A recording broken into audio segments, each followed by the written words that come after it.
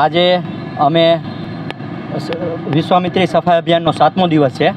અમે આમ આદમી પાર્ટી કાર્યકર્તા અને પદાધિકારીઓ આજે અહીં એકત્ર થયા છીએ અને આજે સફાઈનો 7મો દિવસ છે અને જ્યાં સુધી વિશ્વામિત્રી ક્લીન ના થાય ત્યાં સુધી અમે આ મુહિમ ચાલુ રાખવાના છીએ। અને વડોદરા નગરજનોને અમે ખાસ અપીલ કરીએ છીએ, એક લાગણીસભર અપીલ કરીએ છીએ કે તમે આ મુહિમમાં જોડાઓ, કારણ કે આ ભ્રષ્ટ શાસકો, તાનાશાહ શાસકો આ જે વડોદરાને ગંદકીમાં ખદબદતું રાખ્યું છે એને સાફ કરવાનું નામ લેતા નથી। કાલે હમણાં મુખ્યમંત્રી આવ્યા, મુખ્યમંત્રીશ્રી, ત્યારે પણ અમને લોકોને ડિટેન કરવામાં આવ્યા, અમને અલગ અલગ જગ્યાએ કાર્યકર્તાઓને ડિટેન કરી અને અમારો પ્રોગ્રામ અટકાવવામાં આવ્યો। એટલે ખાસ કહેવાનું એ છે કે તમે લોકો જે આ ગંદકી છે એ સાફ કરતા નથી અને જે સાફ કરી રહ્યા છે એને સાફ કરવા દેતા નથી।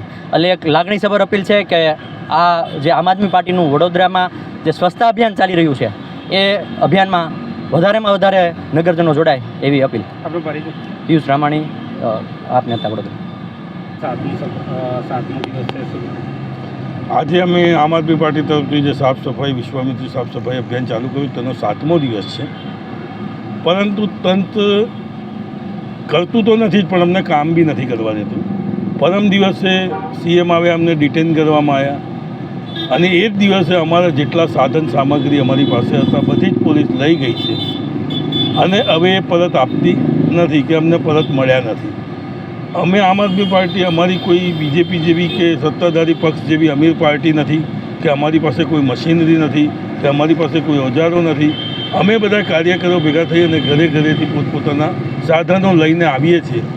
તે બી આ જાડી ચામડીના નેતાઓના કહેવાથી પોલીસ અમારા સાધનો સિક્કે લઈ ગઈ છે। આજે અમે મજબૂર થઈ ગયા છીએ, છતાં એકત્રિત થઈ અને ફરીથી અમે અમારા સાધનો વસાવ્યા છે અને આ 7મા દિવસે આજે ફરી કામ ચાલુ રાખ્યું છે અને આ 7 દિવસની અમારી પર ગમે તેટલો જુલમ કરશે, અમને ગમે તેટલી પરેશાનીઓ ઊભી કરશે, અમારા સાધનો લઈ લેશે, તો બી અમે વારંવાર આજે 7 નહીં 70 હોય કે 700 દિવસ હોય, જ્યાં સુધી વિશ્વામિત્રી સાફ સફાઈ નહીં થાય અથવા તો સત્તાધારી પક્ષ પોતે આમાં સાફ સફાઈ કરવા નહીં ઉતરે ત્યાં સુધી અમારી આ ઝુંબેશ ચાલુ રહેશે।